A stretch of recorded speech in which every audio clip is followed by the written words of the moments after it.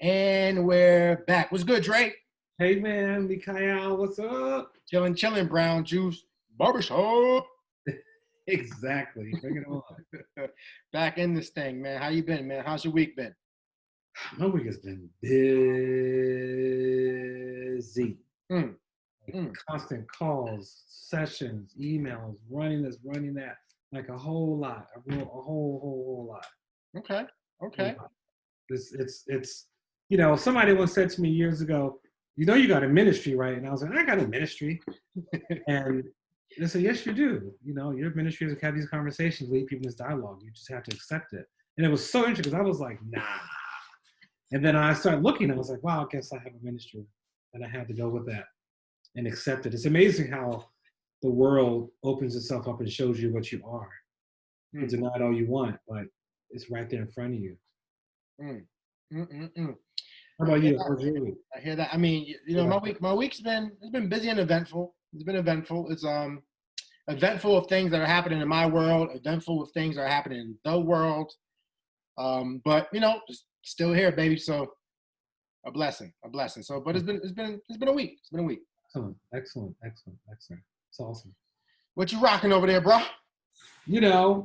Dr. Martin Luther King once said, our goal is to create a beloved community, and this will require a qualitative change in our souls as well as a qualitative change in our lives. Excuse me, quantitative. I said qualitative. Say it again. I said qualitative. Our goal, I'm not 33 like you. I'm an old man. Our goal is to create a beloved community, and this will require a qualitative change in our souls as well as a quantitative change in our lives. Qualitative versus quantitative. King was good with the words. Yeah. Oh yeah. And this whole idea of creating a beloved community. So we did a screening in Charlottesville, of all places, soon after it all went down. We had planned before it all went down, I think. And we went down there twice, showed our film for like a couple hundred people. Went back again, showed our film in a room for like 1,000 people, and the whole idea was, what does it mean to engage Charlottesville in this conversation? So they took our film, I'm Not Racist, Am I? Point Made Learning, and used it as a tool to have conversations. So we trained a bunch of people to facilitate it so it could happen without us. But yes, that we're qualitative change in our souls and a quantitative change in our lives. I love that. That's how you build a beloved community. Word. Yeah. I hope nobody asks you to sign their tiki torch. Tiki torches were in sight. Oh. My goodness. But it's amazing to think, as walking around now, I was like, because I'm walking in the streets. I'm like, that one of these people is probably out here. Charlottesville's not that big. It's not that big. Always doing the work, bro. Always doing the work. You're around the globe. Appreciate it. All right. How about you? What are you rocking? It's an oldie but goodie. Brought it back, United States flag, but also with the red, black, and green, Pan-African flag, liberation flag, UNIA flag. Marcus Garvey, 1920, came out with the flag. But, it has a different approach now, or a different perspective for me, because one of my students happens to be a Black young lady, and she was talking to me during the whole distance learning piece, where folks were away from school and attending a predominantly white institution. One of the things that she said, you know what? I don't know. I've been thinking about this segregation thing. You know what? I mean, honestly, I don't know. I'm enjoying my time at home. Wow. That spoke a lot to me. It spoke a lot to me, and it's questions that we really need to wrestle with and talk about. Yeah. I've heard a few people talk about that. Like, it's nice not to have the microaggressions at every 5 minutes, at every turn. My goodness. Oof.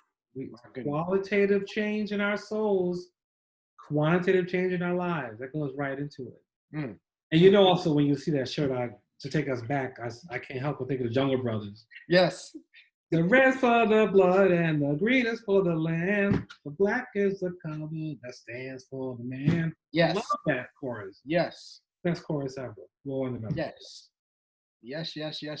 Jungle Brothers. All that. Think about what came from Jungle Brothers. Think about all that sprung from that. All that we have in terms of all the people. Q-Tip, the whole darn crew, like all of them came from like that. Yeah. Lots of consciousness. Oh, so much. It was a beautiful time in hip hop. So you must have been like in junior high because I was just out of college. Maybe you were in high school. No, I might have been in it might have been junior high. Might have been junior high. Might have been. I was running around New York City like trying to go see Jungle Brothers shows. This is to give you something, and this is another lifetime ago.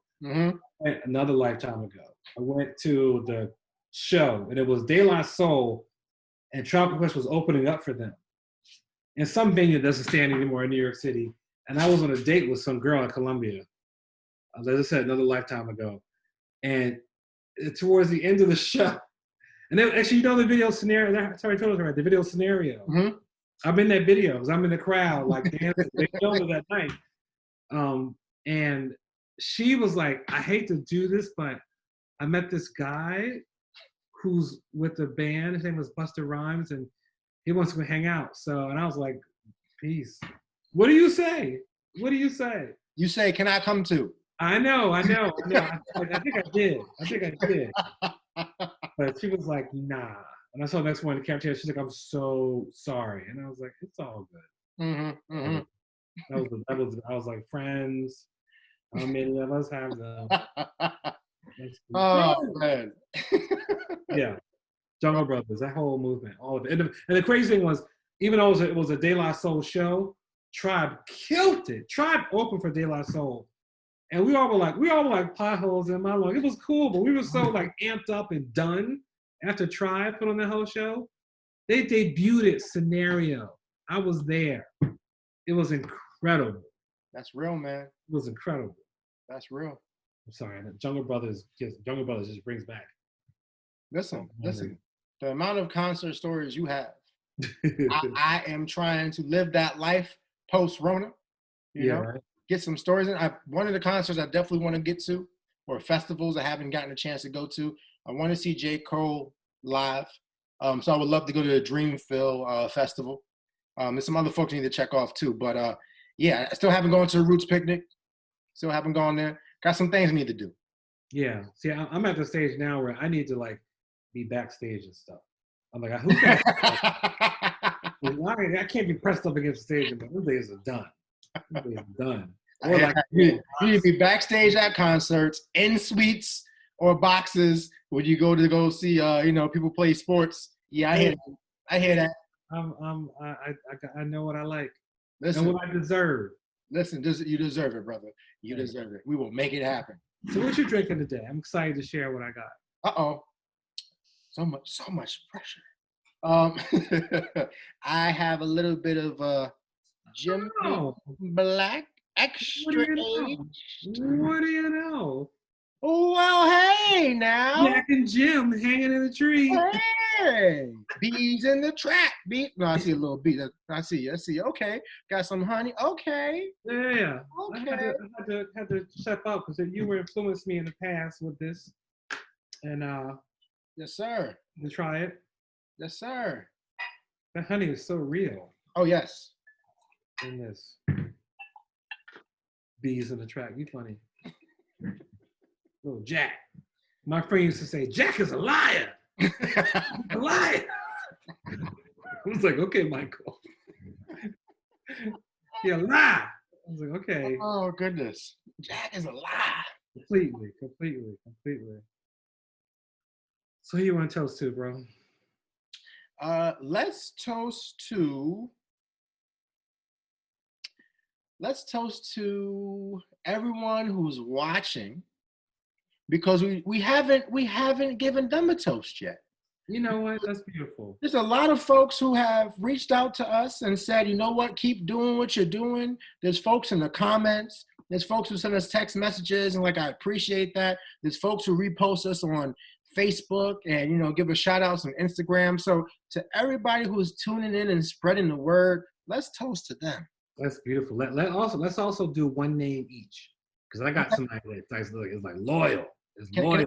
Can I hit more than one name? Yes. Okay. All right. I want to shout out my dude CJ. He is a hip hop enthusiast and dramaturg, Nice. as well as my boy Josh Waring. Nice. That's beautiful. And I'm actually going to shout out your wife, Amanda. Hey. Hey, she's always with it. Hey, Amanda. And then my buddy Latricia, who's up in Arkansas, who's like fighting the good fight. She is fighting a good fight. And she's like, yo, I live for your barbershop. Wow. I live for your Brown's barbershop. I'm like, you know what? So Latricia and Amanda and everybody else, thank y'all. Thank you. Word. Yeah. Latricia, we got Amanda, we got CJ, we got Josh, and it's the Brown Juice Barbershop. Hey.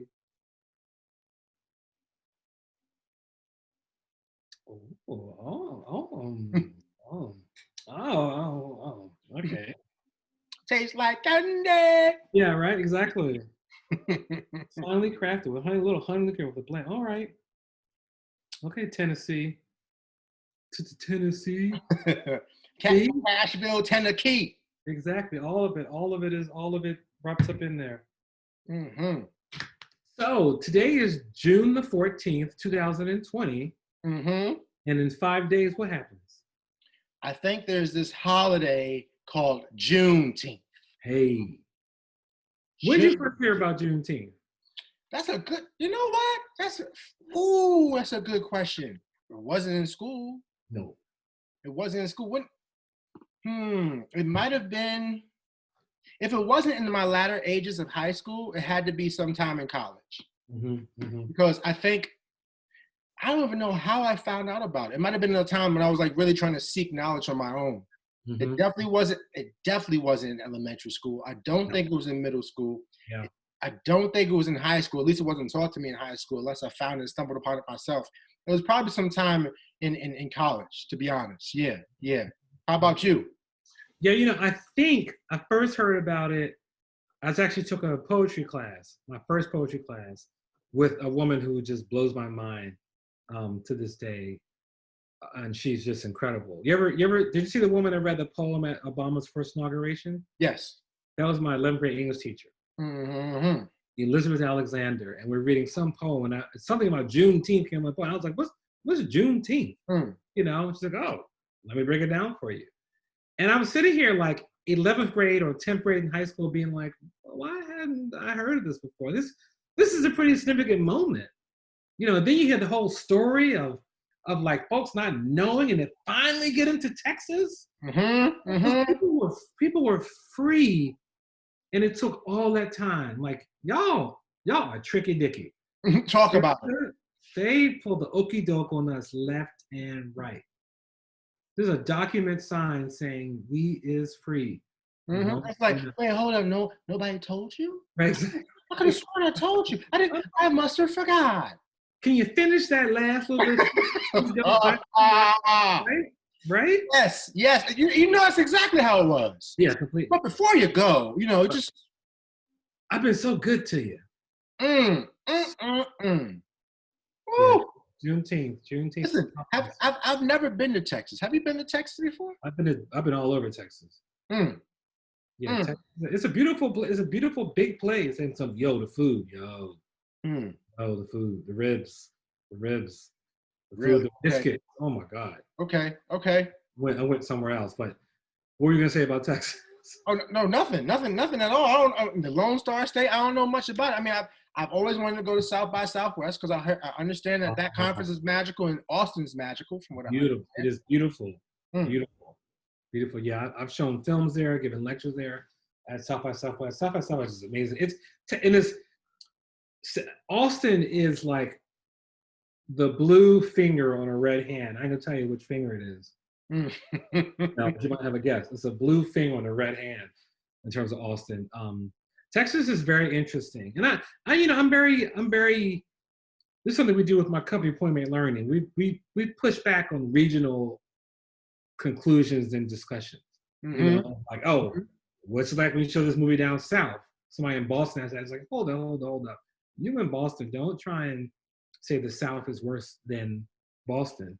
because we can go back into like who was insuring and financing John Hancock, this whole situation that led to the need for a Juneteenth in America. So that's why when you said Texas, I was like, what you thinking about? But it's worth it. It's not someplace I want to live, but it's nice to visit. I hear that. And you said the food is pretty good, and I understand that you can. There's someone who I worked with who was from Texas. He said you go to a drive-through, you can get yourself a nice burger or whatever the case, and a drink too. They can sometimes get drinks from the drive-through window. I'm like, okay, all right. I forgot what it was called, like, but they got all these cups you can take. Okay, Lone Star State. I hear you. Work it out, like you say. Take your wife to Texas, but go to Austin. No. Go to Austin. Okay. That's on the list. Yeah, it's great. Good food. Good food. Good people. Interesting place. It gets a little bit over the top. So South by. I've been there when it's not South by Southwest, and I've been there when it's South by Southwest. And I like both. Okay. But it's a good time. Okay. It's a good time. All right. So Juneteenth. Like you learned about it, you heard about it. What does that mean to you? What does it do for you? I know it's a holiday that not everyone celebrates. But what is Juneteenth to you, my brother? When I first heard about Juneteenth, I was angry because I was like, why didn't I know about this? I feel like the people in Texas found out slavery ended 2 years earlier, a couple years earlier. I felt that way, and I was like, why don't I celebrate this every year? Why is it just like a tweet or a Facebook like Happy Juneteenth? Some of the calls I've heard for it with this revolution that we're in right now, this revolutionary times, people saying it should be a national holiday, which I would co-sign. I think it's a good idea, great idea. I think it's really powerful that we celebrate what is a day of freedom celebration for us. We got Black History Month, the shortest month in the year. I always think about that. The coldest month in the year. I think the comedian Samora said, how are they going to do this? All we're going to do is have a barbecue. So why is it the coldest month of the year, right? So Juneteenth it's interesting how few people have heard about it. I've been many places I mentioned it, and folks are like, wait, what? What you mean Juneteenth? And I love the portmanteau of it all. Juneteenth. Like, that's beautiful. That's just absolutely beautiful. It's such a celebration of how incredible and dynamic we are.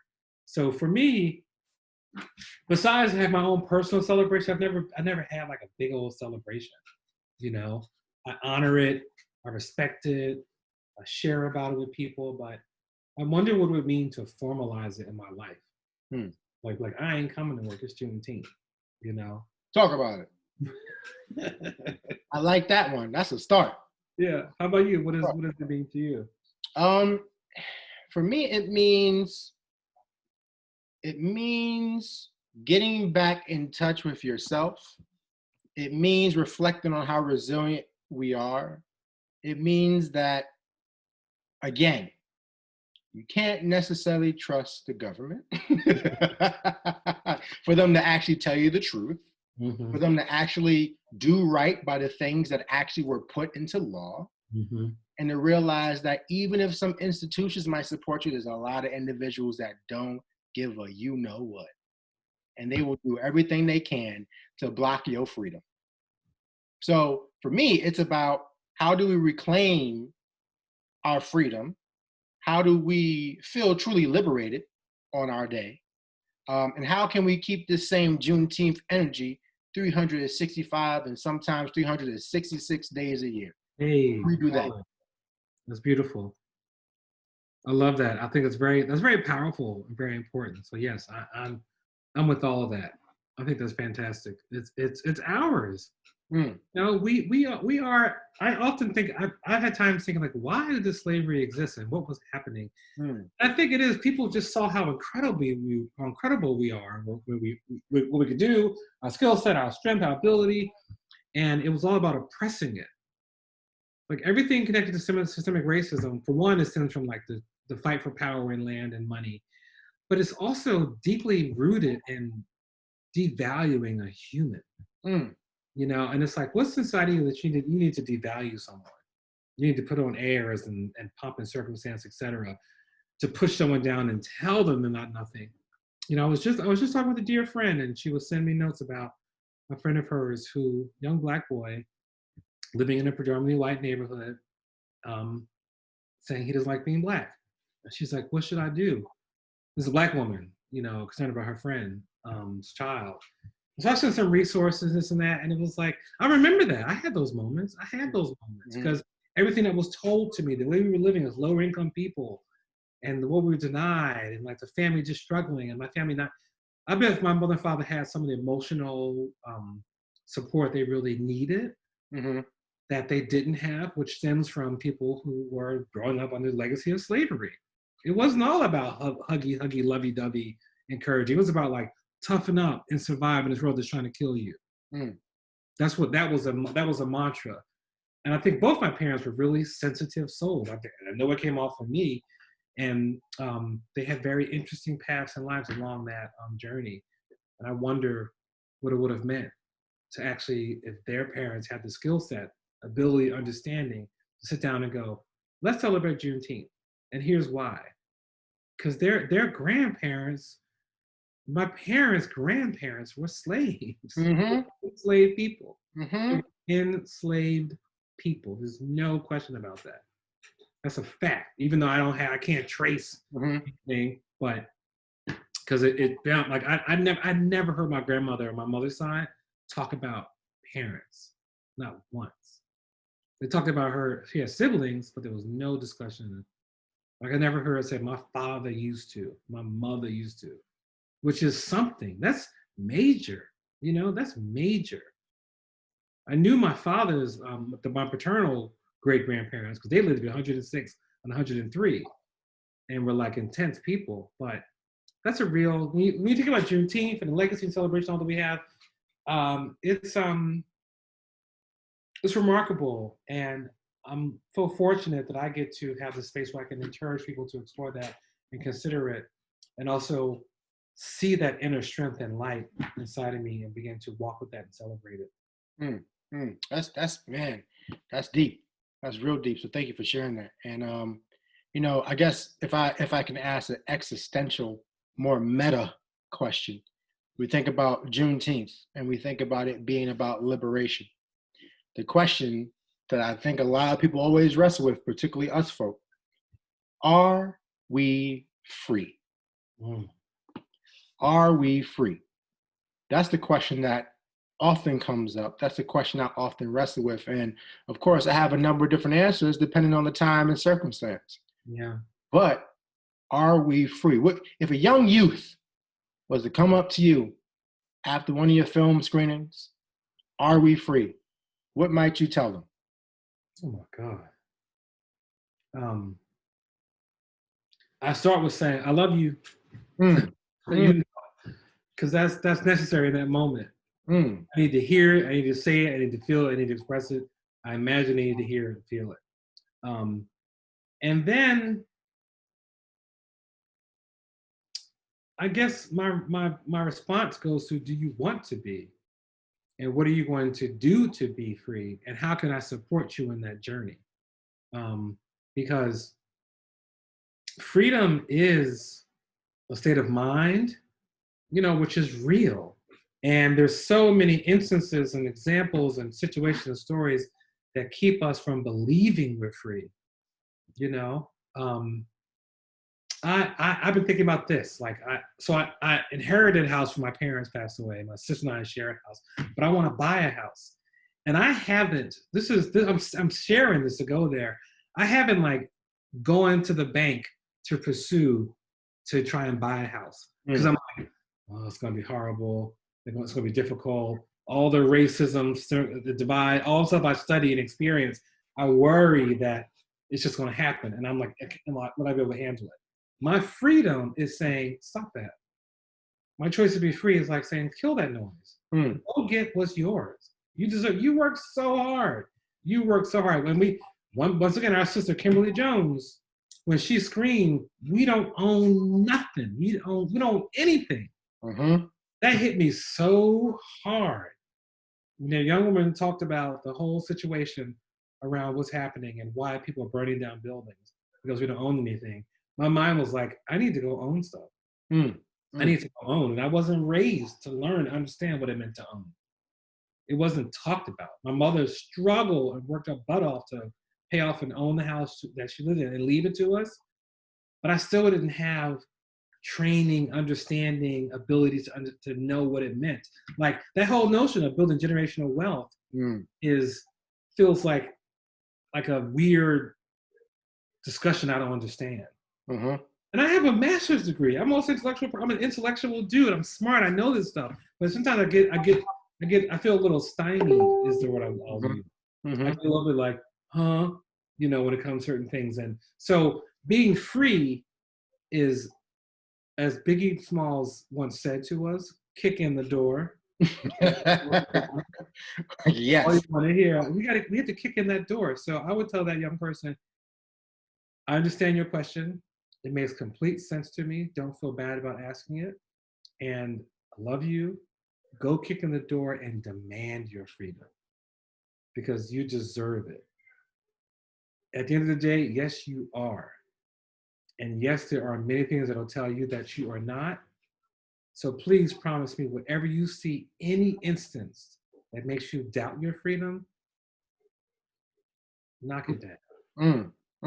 Knock it down without any apology. That's beautiful. I need to take a sip to that. Yeah, you got me out here talking about all this stuff. And a little commercial break. This is trouble. Trouble. Yes. That is alive. This tastes so good. Listen now. It's like Kool-Aid. It's like great Kool-Aid with lemon good. I'll tell you right now, if you throw a couple of ice cubes in that bad boy and you sit outside on the porch, you might stay there. Oh, yeah. Another kind of freedom. Yes. Another kind of freedom. But no, you speak to all of it. You speak to all of it. And again, I love how you started with love, telling that young person, I love you, because that's probably what they need to hear. Yeah. Because they might feel trapped. They might feel like they're in bondage. They might feel oppressed. That's probably where that question might be coming from. Genuine curiosity, of course, but because they don't feel free might be the reason why. And sometimes folks don't feel free because they don't feel loved. Exactly. Which is true. So I think you just powerful. And I'm with you. Freedom is a state of mind. And I think that the more and more we know that, the more and more we'll take care of our minds, the more and more we'll take care of our bodies, the more and more we'll take care of our hearts, the more and more we'll take care of our souls, the more and more we'll cherish our relationships, and we can be free just to love one another, to love ourselves, to love the things that we do, the relationships that we build. And then when you think about generational wealth, when you think about what are you doing, because hopefully you love it, and what level of freedom are you passing on to others? Because there's a lot of times, if we think about that cycle of oppression, when folks have been taught that they're not free, and then we pass that on to the next generation who grows up thinking they're not free, as opposed to that mindset where it's, I'm free. And I'm going to tell you that you're free too. Think about a person who grows up celebrating the 4th of July as opposed to Juneteenth. I'm just thinking about that. And wondering, and likewise, and wondering what the difference might be in a household where we celebrate certain things, but really criticize other things. I wonder what that looks like. And when you think about freedom, not only is it a state of mind, I think it's also a way of being. And you have to get to that point where you're confident enough to kick in that door. And then also, like Biggie Smalls said, give me the loot. I'm demanding everything because I deserve it. And as a matter of fact, you lucky I'm not putting interest on top of what you owe me. You want to talk about Sally Mae? Please. Please. Don't bring, Sally's not walking this conversation. Folks owe me money. And Sally calling me. Please, man. Please. But in terms of freedom, I think it is a state of mind. I think it starts with love, appreciation, and honestly, fearlessness. Yeah. Fearlessness. You got to be unbought and unbossed, and in some cases, unbothered. Unbothered in order to truly be free.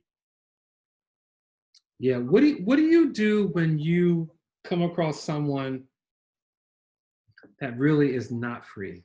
Mm, See it and experience it. I'm thinking people of color. mm, mm, What happens for you? What happens for you?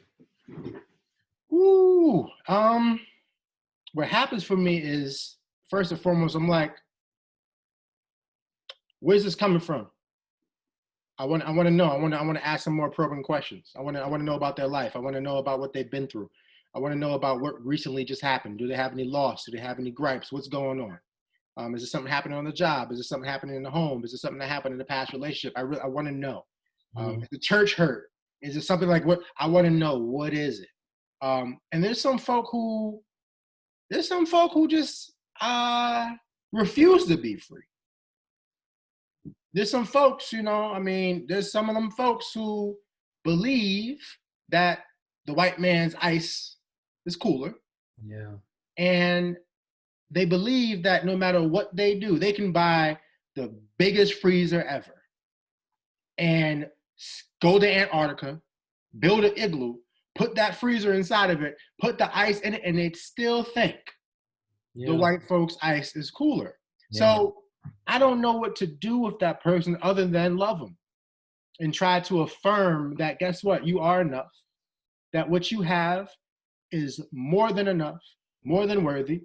And I think you have to have those conversations. So I think it really comes back to what you said. You have to start with telling somebody, I love you. Mm-hmm. Because that's, once you, and I often say this in the work that I do, sometimes you have to pierce people's hearts before you get here.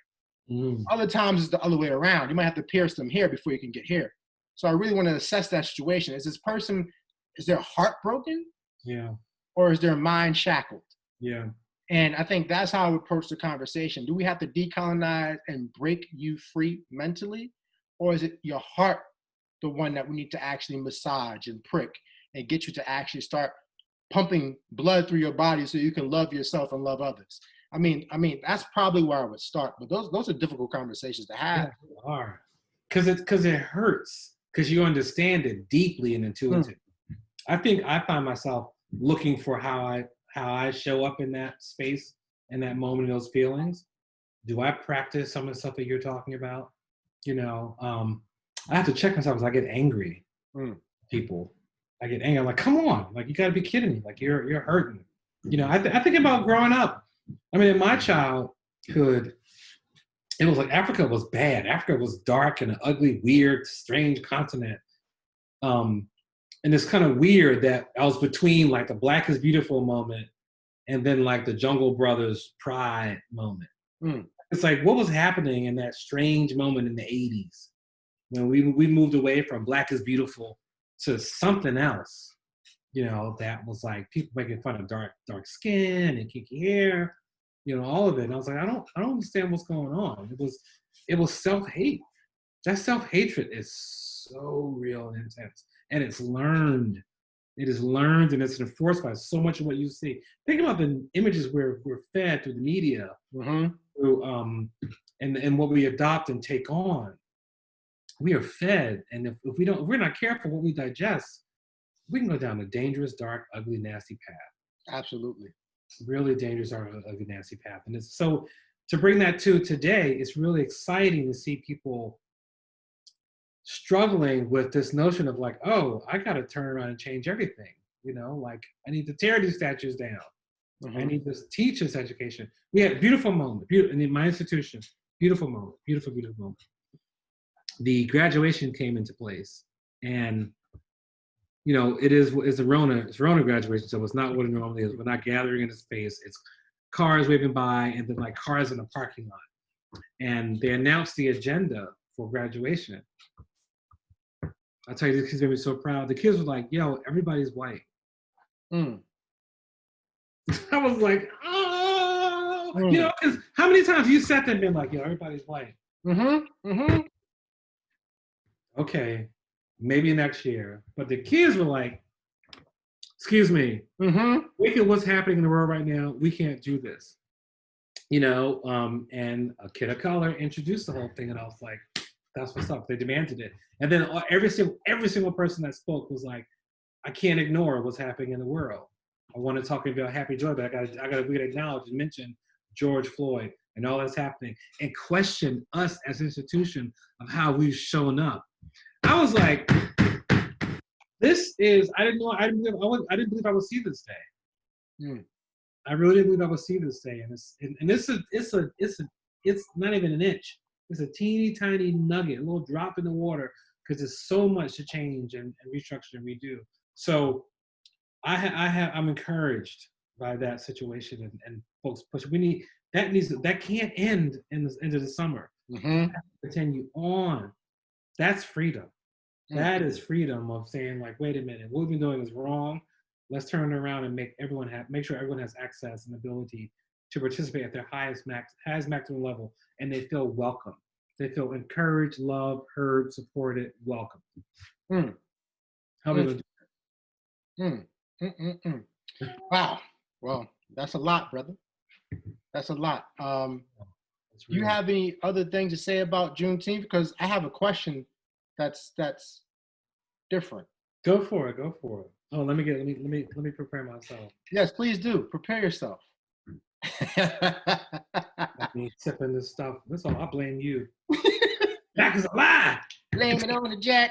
Oh yeah, I hear you, brother. I told you them bees in the trap. They'll trap you.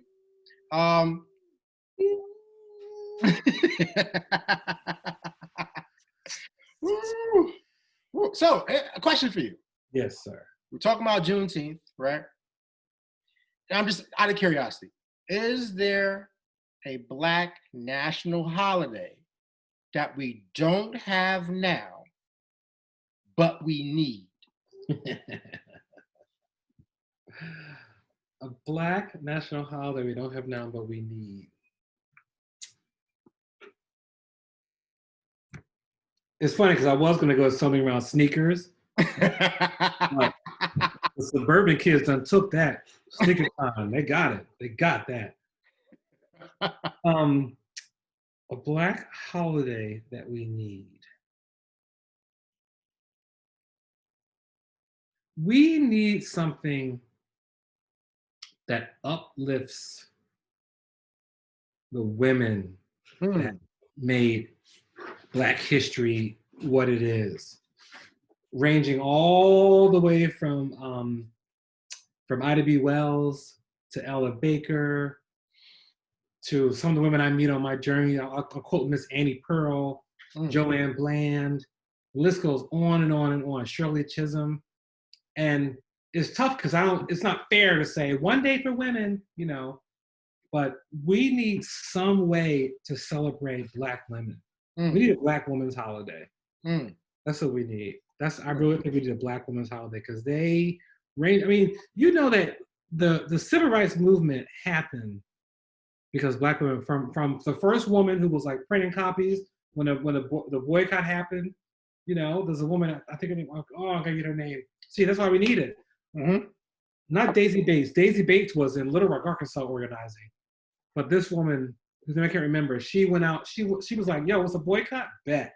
Let me print 50,000 flyers by the morning to hand out. Tell people what's happening. That's how that happened. There's another woman in Montgomery, Alabama, who opened up a restaurant. It was like, oh, you gotta walk? Word. We're gonna make sure everybody is fed properly.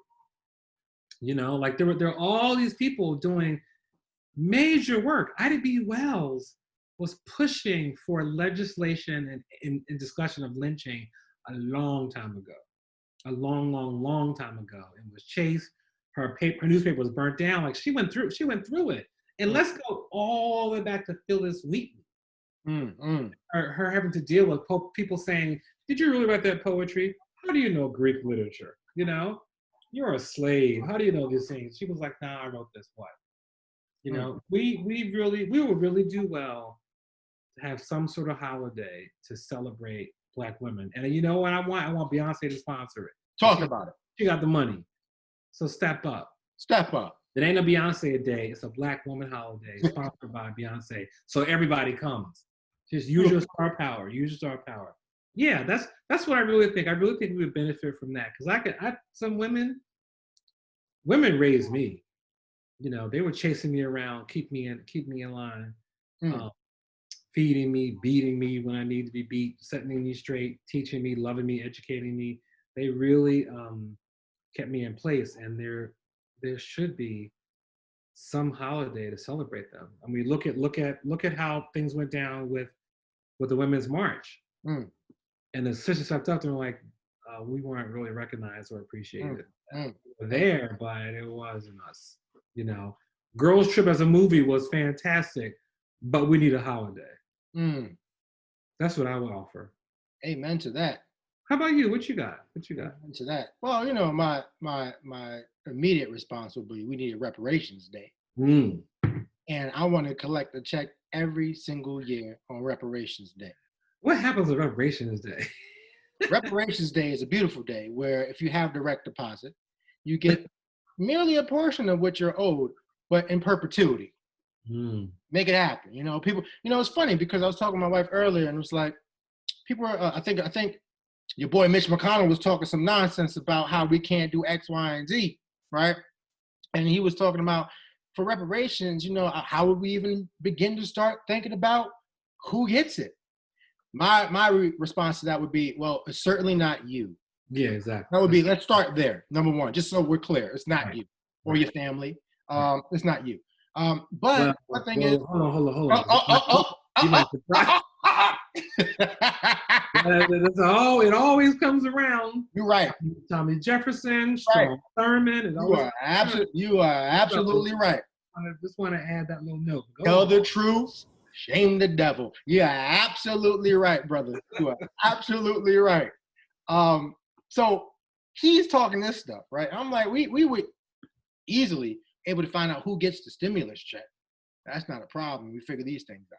But that's pretty much what reparations day would look like. Folks is just getting this stuff in perpetuity. After that plans out, who gets what, blah, blah, whatever. But I would also love to see every single day in February be a holiday within Black History Month. I like that. That would be amazing. Every single day. And then we all in formation because we know what's coming on the 1st, the 2nd, the 3rd, the 4th, the 5th. We all there. We there because we know. We know. I love it. That would be beautiful. You got Jazz Day. You got Hip Hop Day. You got Literature Day. You got Food Day. Oh my gosh, that would be amazing. My goodness. And here's the thing. If we can't make it a national holiday, we just have to take over February. We're going to have to do it. We're going to have to do it and just have a theme day for each February that honors the ancestors, the brilliance, the strength, the resilience, all of that. We need to do it. I think February 13th is the Women's Day. Because you got the 14th coming, so you get it prompt and ready and celebrate them. Love it. I love that. Every day in February, the shortest month of the year. Because they have the Black Love Day in there. They have all that. Black Love Day. They have all that in there. Oh, that's fantastic. I like that. I mean, we can go all out, like Trans Day, like everything day, like all day. All happen. We have hit it all. Because if you want to focus on us just in February, all right, let's focus. Black Punk Rock Day. Let's focus. All of it. Everything. All of it. We're gonna have the rock and roll in there. We're gonna have the blues in there. Exactly. And it's pretty much at the end of the day, what it's really gonna be is gonna be a master class for those folks who don't know anything about it. And then a lot of folks are gonna realize where all these things came from. You know what I think the first day should be? February 1st? What? Black Freedom Day. Understand what it means to be free. Because all this stuff is music, food, flags, that's all great. But let's get to the heart of it all and talk about Black freedom. We're going to dissect how we got to the need for this, why this exists, why this whole month exists. February 1st is Black Freedom Day. We're going to talk about how you are free and why you are truly free, despite everything that tells you you're not. I like that. And then on Lincoln's birthday, we're going to call it Decolonization Day. Because we don't need to be, I respect the Carter G. Woodson. I get it. Lincoln's birthday and Frederick Douglass' birthday in February. I get it. However, I'm not checking for Lincoln unless it's on my $5 bill. I'll take that. Completely. Oh my goodness. The world is blowing up. The government. I was Lincoln trying to get to you. Like, hold on. Hold up, y'all. Hold up. Hey, what you mean? all of the see that. Just see what happens when they start organizing. Exactly. That was instant. Bum, bum, bum, bum, bum. Right. What y'all doing? Bum, bum, bum. What y'all doing? What y'all doing? What y'all doing? So what's the last day of Freedom Month? National Electric Slide Day. What? National Line Dance Day? Like, come on, bro. Yeah, exactly. We're gonna boogie into March. Exactly. Exactly. I love it. I love it. We gotta get a brown juice day in there. Oh, please, yes, yes. That's in the 20s because we a little low energy. But We can't have it too early. No. That's towards the end. Yeah, or that's a special one. Every leap year we have a brown juice day. Can't have too many. No. Only white y'all doing that. Yo, we need to write this up and get a grant. Right? Listen, you think there's money out there for that? Let's do it. Hey, if Stevie Wonder did it by writing a song about MLK, You right? got the holiday. Come on, Right? let's get the whole month, every day or something. Man, we could even, we could just claim it. Brought to you by Brown Juice. Welcome to Freedom Month. Yeah, Freedom Month. Love it. Love it. What? Brown Juice Barbershop, and you get free haircuts on the afternoon of the 14th. Perfect. I'm down Everybody with gets a free haircut. I got you. That's part of reparations. You're not allowed to charge black people haircuts on the afternoon of the 14th, not the evening. The afternoon of the 14th. You see where I'm going? You gotta be prepared. You gotta be tight. I hear that. Listen, make it work. We're gonna make that thing work. This is beautiful. Oh, that's great. Once again, look at this. We always just kill it. Man. You know, I want to say it's the brown juice, but I think it's the brown people. Exactly. Showing up and showing out, as they say. All day. This is just a little bit of the fuel, just a little bit. A little bit. I'm worried about them calling during our session. Listen, that means look, we made it. We made the list finally. You know, look, make the Black Panthers proud. Oh my goodness, straight up. Proud, make them proud. Word to Asada, you know what I mean? I know. Which is another that's you're right. There's so much we don't know that's been hidden from us intentionally. Because if we knew it, we would be so powerful. If we knew we could fly, maybe that's my first answer to that question. That kid that says, my second answer asks about freedom. I love you, and two, you know you can fly, right? You can fly. That's beautiful. And then go into all the other stuff. That's beautiful. Because that's what worked for me when I was told by people that I could fly.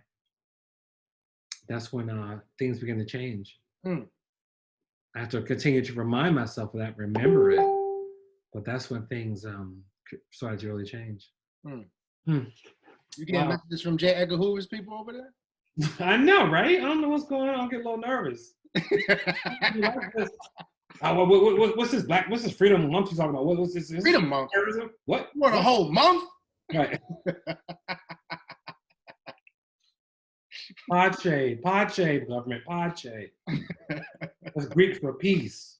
Peace, calm down. My goodness. Wow, I think we did it again, man. We definitely did. You know, you said, one, I love you, right? Two, you can fly. The third piece is when you take a sip of this, you can do anything. Exactly.